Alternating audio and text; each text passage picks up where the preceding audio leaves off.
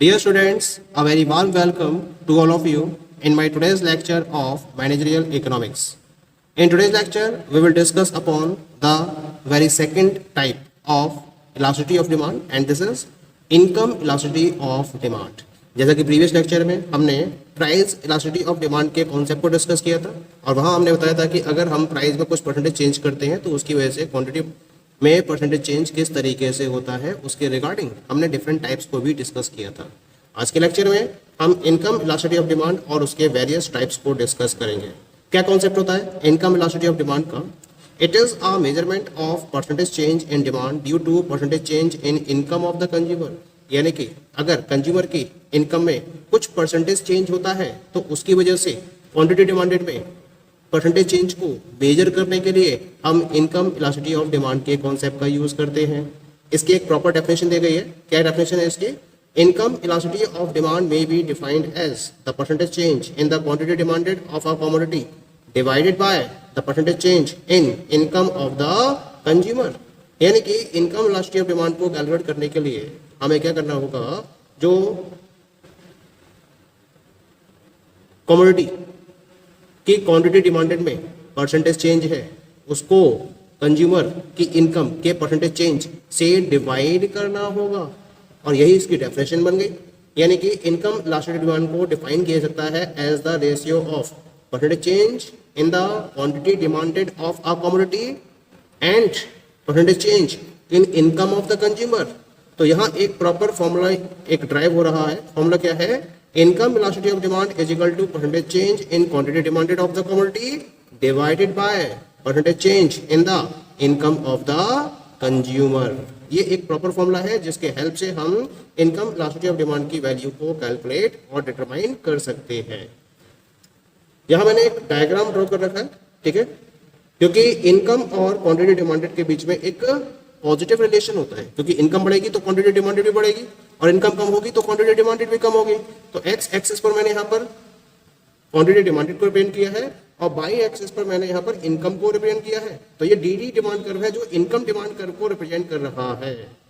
ये क्लियर हो रहा है आपको? जब इनकम थी ओ आई तो क्वांटिटी डिमांडेड थी ओ क्यू और जब इनकम ओ आई से कम होकर ओ आई वन रह गई तो क्वांटिटी डिमांडेड भी ओ क्यू से कम होकर ओ क्यू वन रह गई।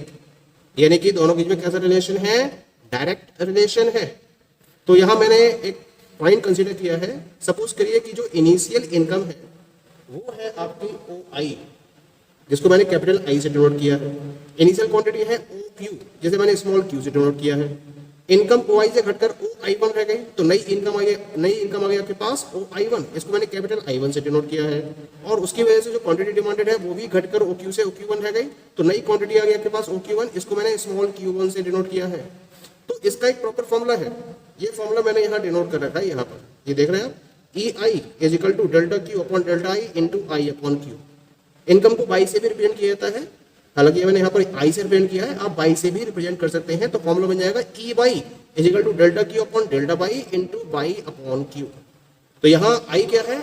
आई इनिशियल या original income of the consumer को डिफाइन कर रहा है। क्यू इनिशियल या original quantity demanded of the commodity को डिफाइन कर रहा है। डेल्टा आई का मतलब क्या है? चेंज इन इनकम, यानी कि new income minus initial income. इससे हम चेंज इन इनकम की वैल्यू को कैलकुलेट कर सकते हैं। ऐसे ही डेल्टा क्यू अगर हमें निकालना है तो क्यू वन माइनस क्यू, यानी कि new quantity demanded minus initial quantity demanded.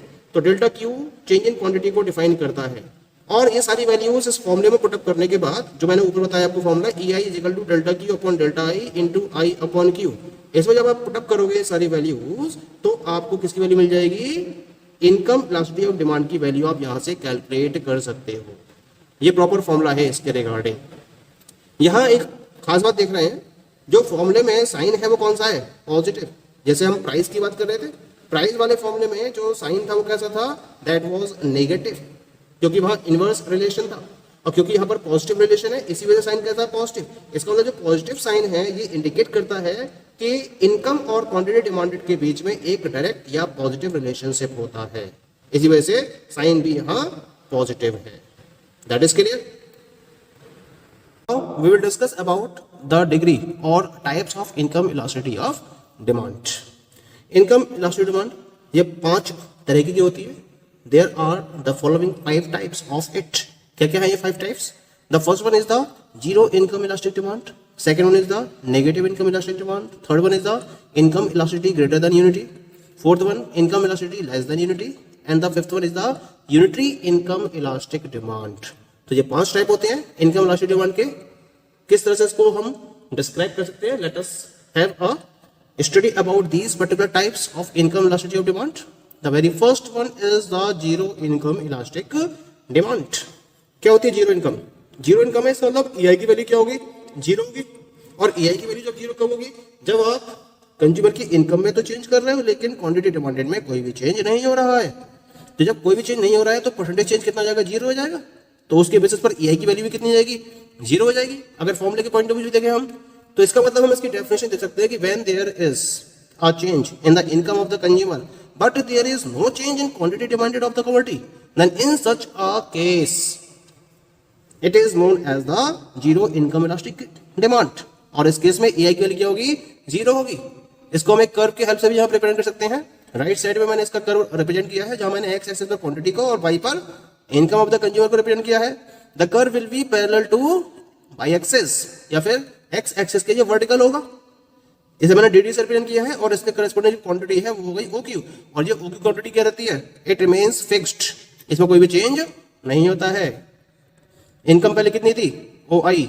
तब भी क्वांटिटी कितनी है? OQ. इनकम OI से घटकर OI1 रह गई. अभी क्वांटिटी कितनी है? OQ. इनकम फिर OI1 से घटकर OI2 रह गई. अभी क्वांटिटी कितनी है? OQ. तो इनकम तो चेंज हो रही है लेकिन क्वांटिटी डिमांडेड में कोई भी चेंज नहीं हो रहा है. इसकी वजह से परसेंटेज चेंज कितना जाता है? जीरो. और उसकी वजह से ईआई की वैल्यू आती है जीरो. तो हम इस पर्टिकुलर सिचुएशन को जीरो इनकम इलास्टिक डिमांड के नाम से जानते हैं. ठीक है. Now we will talk about the second type of income elasticity. This is known as the negative income elastic demand. Negative का मतलब क्या होगा? यहाँ ईआई की वैल्यू लेस देन जीरो होगी. क्योंकि हमने पहले स्टडी किया है इसको कि इनकम इलास्टिक डिमांड के केस में प्राइस नहीं, इनकम ऑफ द कंज्यूमर और क्वांटिटी डिमांडेड इनके बीच में कैसा रिलेशन होता है? पॉजिटिव. लेकिन अगर यही रिलेशन हो जाए नेगेटिव या इनवर्स तब उस केस में जो इनकम इलास्टिसिटी होगी वो कहलाएगी नेगेटिव इनकम इलास्टिक डिमांड. यानी कि इस सिचुएशन में हम इसको डिफाइन कर सकते हैं कि when there is an increase in the income of the consumer which causes to a decrease in quantity demanded of the commodity and a decrease in the income causes an increase in the quantity demanded then such a situation is known as negative income elastic demand. अब बात ये आती है कि ऐसी वो commodity कौन सी commodity है जिस केस में ये सिचुएशन पॉसिबल होती है. तो ये सिचुएशन होती है इंफीरियर गुड्स के केस में या इसको हम गिवन गुड्स का नाम बोलते हैं. ये वो गुड्स होते हैं जो लोअर क्वालिटी गुड्स की कैटेगरी में आते हैं. और इन गुड्स के केस में जो सिचुएशन बनेगी वो बनेगी नेगेटिव इनकम इलास्टिक डिमांड की. यानी कि यहां पर इनकम और क्वांटिटी के बीच में एक इनवर्स रिलेशन होता है और यहां ईआई की वैल्यू क्या होती है? Less than zero. तो इसका कर्व मैंने रिप्रेजेंट किया यहां पर एक्स एक्सिस पर क्वांटिटी, वाई पर इनकम को. कर्व कैसा है इसका? Downward from left to right. और इस लेफ्ट टू राइट के केस में जब इनकम OI थी, इनिशियल इनकम, क्वांटिटी थी OQ. इनकम घटकर OI1 रह गई और क्वांटिटी बढ़कर OQ1 हो गई. तो ये कैसे शो करेगा? नेगेटिव इनकम इलास्टिक डिमांड को. एग्जांपल के तौर पर मान लीजिए कि लोअर क्वालिटी गुड्स की बात करते हैं, लोअर क्वालिटी राइस की बात करते हैं. गरीब आदमी है, कोई पुअर पर्सन है, अब वो लोअर क्वालिटी गुड्स को परचेज कर रहा था लेकिन एकदम से उसकी इनकम क्या हुई? बढ़ गई. अगर उसकी इनकम बढ़ जाती है तो लोअर क्वालिटी गुड्स की वो उससे बेटर क्वालिटी गुड्स को यानी कि बेटर क्वालिटी के राइस को कंज्यूम करेगा. तो जो लोअर क्वालिटी गुड है उसकी डिमांड क्या हो जाएगी? कम हो जाएगी. तो इनकम बढ़ी कंज्यूमर की लेकिन जो लोअर क्वालिटी गुड्स की जो डिमांड है वो क्या हो गई? वो कम हो गई. तो ये सिचुएशन क्या कहलाएगी? Negative income elastic demand. Now come to the third type of income elasticity. This is known as the income elasticity greater than unity. यानी कि यहाँ पर ईआई की वैल्यू होगी एक से ज्यादा होगी. एक से ज्यादा कब होगी? जब इनकम में परसेंटेज चेंज कम हो और क्वांटिटी डिमांडेड में परसेंटेज चेंज ज्यादा हो. तो हम इसको डिफाइन कर सकते हैं कुछ इस तरह से. When there is a small percentage change in the income of the consumer which causes to a large percentage change in its quantity demanded, then such a situation is known as income elasticity greater than unity. यहाँ जो curve रहेगा right side में मैंने इसको represent कर रखा है, यहाँ अपवर्ड सिचुएशन होगी क्योंकि इनकम और क्वांटिटी के बीच में पॉजिटिव रिलेशन है. तो अपवर्ड सिचुएशन होगी फ्रॉम लेफ्ट टू राइट. लेकिन जो इसका स्लोप होगा वो लेस देन 45 डिग्री होगा, जिसको मैंने डीडी डिमांड कर्व से रिप्रेजेंट किया है. इसका जो स्लोप है that is less than 45 degree. तो इनकम पहले OI थी, क्वांटिटी OQ थी. इनकम घटकर OI से OI1 रह गई, क्वांटिटी OQ से घटकर OQ1 रह गई. तो यहाँ जो इनकम का डिफरेंस है वो I1 से रिप्रेजेंट कर रहा हूँ और क्वांटिटी का डिफरेंस Q1 से। तो इनकम का डिफरेंस कम है और क्वांटिटी का डिफरेंस ज्यादा है, तो इस केस में EI की वैल्यू क्या होगी, 1 से ज्यादा होगी। ठीक है, अब हम बात करते हैं इसके फोर्थ टाइप की। This is known as the income elasticity less than unity. और लेस देन यूनिटी का मतलब क्या होता है, यहाँ EI की वैल्यू क्या होगी, 1 से कम होगी। और 1 से कम कब होगी, जब इनकम में परसेंटेज चेंज हो ज्यादा और क्वांटिटी में परसेंटेज चेंज हो कम। तो इसका मतलब इसकी डेफिनेशन बनेगी, this refers to a situation when there is a large percentage change in the income of the consumer which causes to a small percentage change in its quantity demanded. इसको मैंने curve से represent करा है right side में, X axis में quantity, Y पर income को consider करा है। डिमांड कर्व DD जिसका स्लोप कैसा है, upward from left to right, और इसका जो स्लोप है it is more than 45 degree but less than 90 degree. Clear?